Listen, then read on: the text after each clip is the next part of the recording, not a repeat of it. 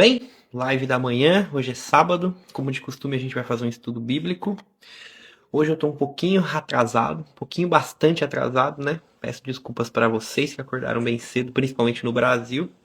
Acabei me atrasando aqui. Vamos lá, hoje a gente vai ler Êxodo capítulo número 12, versículo número 21. Vamos falar sobre a morte dos primogênitos. A gente está perto da Páscoa. É um tema muito do momento. Vamos lá.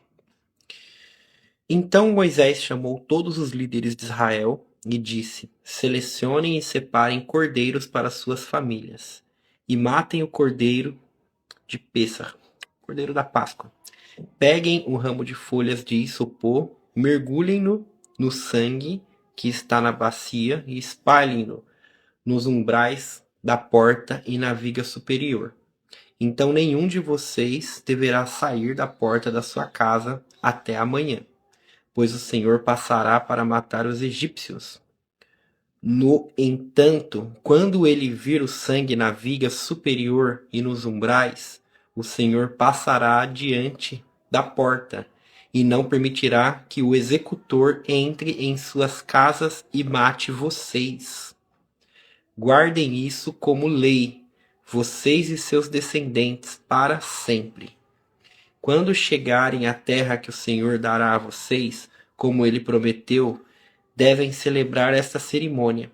Quando seus filhos perguntarem o que significa esta cerimônia, digam: Este é o sacrifício de Pêssar, da Páscoa do Senhor, pois o Senhor passou pelas casas do povo de Israel no Egito.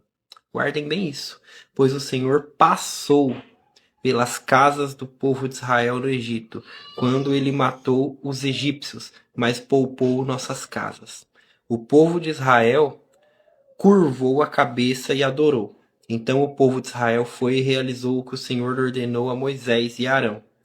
Isso é o que fizeram.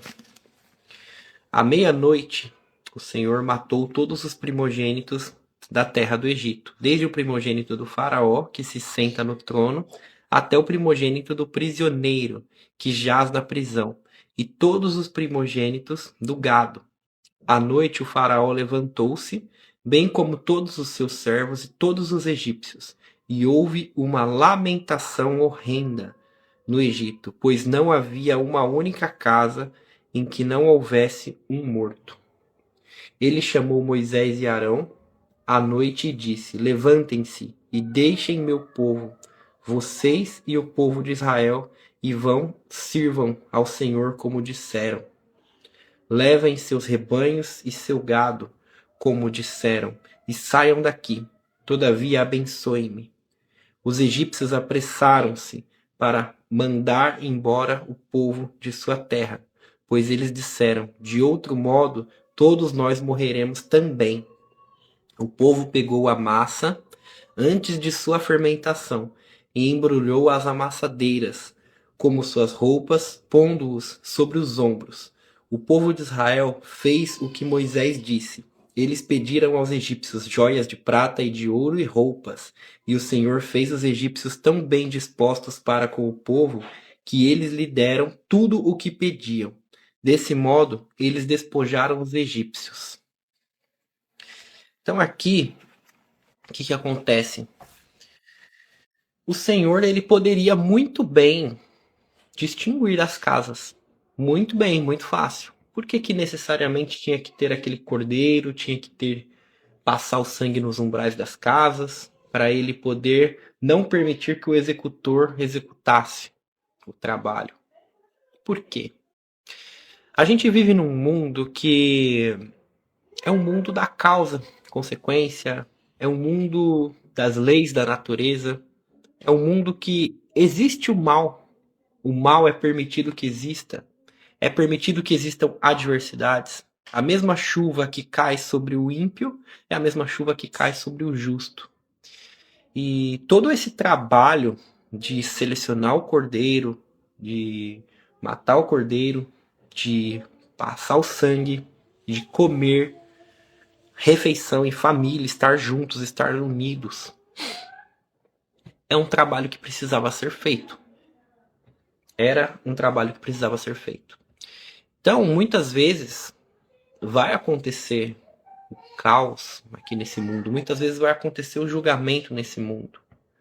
E por mais que estejamos certos, por mais que estejamos no caminho do Senhor, também vai passar por nós. O braço dele também vai passar por nós. E muitas vezes a adversidade também vai passar por nós. Só que ela passou. Ela passou. Eles ouviram os choros, ranger de dentes. Eles ouviram todo o sofrimento do Egito. Imagina, todas as casas, não existia uma casa que não tivesse alguém morto. Foi terrível. Foi um pranto terrível. Até mesmo na casa real, até mesmo nas prisões. O grande ponto que eu quero trazer para vocês aqui é esse. Os justos, as pessoas que foram salvas, elas também passaram por aquilo. As crises que existem no mundo, as tragédias, as adversidades, elas também passam. Só que o Senhor, com a sua misericórdia, ele salva os seus, ele cuida dos seus. E acontece o que tem que ser, o que tem que acontecer. A nossa parte, ela precisa sempre ser feita. A nossa parte, a nossa ação sempre precisa ser feita. Não adianta a gente orar e não fazer a nossa parte. Nós vivemos no mundo da ação. E a nossa parte, ela precisa sempre ser feita. Esse é o grande ponto. Não há nenhum milagre que simplesmente vá acontecer e ele isente você de todo o caminho. Muito bom dia, Elton. Muito bem-vindo. Então, os milagres, eles realmente acontecem, mas eles acontecem dentro do caminho. Você tem que estar em movimento, você tem que estar em ação, você tem que estar fazendo o que tem que ser feito. É importante fazer o que tem que ser feito. É importante fazer a sua parte. E não espere que esse mundo vai ser perfeitinho. Não espere que tudo vai ser lindo, mil maravilhas. As dificuldades, as adversidades, elas vão acontecer. Os desafios vão acontecer. E eles vão acontecer com você. Eles vão passar por você. Assim como o julgamento passou pelo povo de Israel nesse momento. Só que ele passou. As marcas estavam sobre as portas. A marca está sobre a sua porta. Você precisa fazer o seu caminho. Você precisa fazer a sua missão. A sua missão sempre tem que ser feita. A sua parte sempre tem que ser feita. É aquele negócio. A gente ora, a gente clama, a gente faz a nossa parte, mas o nosso trabalho precisa ser feito. Sempre. Sempre, sempre, sempre. E o milagre, ele acontece assim, no caminho. O favor de Deus, por exemplo, eu gosto de comparar ele muito ao vento de cauda. Quando o navio está navegando e ele tem um vento a favor, ele anda muito mais rápido. Isso acontece com aviões também. Quando está o vento correto, na direção certa, vento de proa, se eu não me engano, o avião ele consegue chegar, andar mais rápido do que a potência dele. Diferente do vento contrário, vento lateral, que mais atrasa. Então o favor de Deus é esse vento de proa, que ele impulsiona quem já está no caminho. Então, a mensagem é essa: esteja no caminho, faça a sua parte. Faça a sua parte. E entenda que existem desafios nesse mundo. Esse mundo ele é um mundo de desafios. Não é um mundo fácil, é um mundo totalmente nível hard. Existem doenças, existem catástrofes, existem guerras, existe muita coisa. Mas tudo é permissão dele. Tudo é permissão dele. E a sua parte precisa ser feita. Porque tudo é pra gente evoluir, tudo é pra gente crescer, tudo é pra gente cumprir a nossa missão. E eu falo de coisas muito difíceis e muitas vezes difíceis de justificar mesmo, né? Vai falar isso pra uma mãe que perdeu um filho com câncer? Vai falar isso pra alguém que passou por uma guerra? Vai falar isso pra alguém que ficou ateu depois de ter passado pelo Holocausto? É difícil. É difícil. Mas a adversidade passa por cima de todos. E é importante ter essa consciência. Muito importante ter essa consciência. Esse mundo é pra isso. Esse mundo não é um mundo de férias. Claro que a gente pode desfrutar e viver o melhor dessa terra. Mas a gente não pode se distrair. Aqui não é o nosso verdadeiro lugar. Esse é o ponto. Esse é o ponto. Fazer a nossa parte. E a chuva que cai sobre o justo também cai sobre o ímpio. Essa é a mensagem de hoje. Espero que ela toque o coração de vocês. Espero que traga boas reflexões. Tá bom? Vamos fazer a nossa conexão de hoje para a gente começar um excelente dia. Feche os seus olhos. Respira fundo comigo 3 vezes, se conectando com agora, com o presente, acalmando teu coração.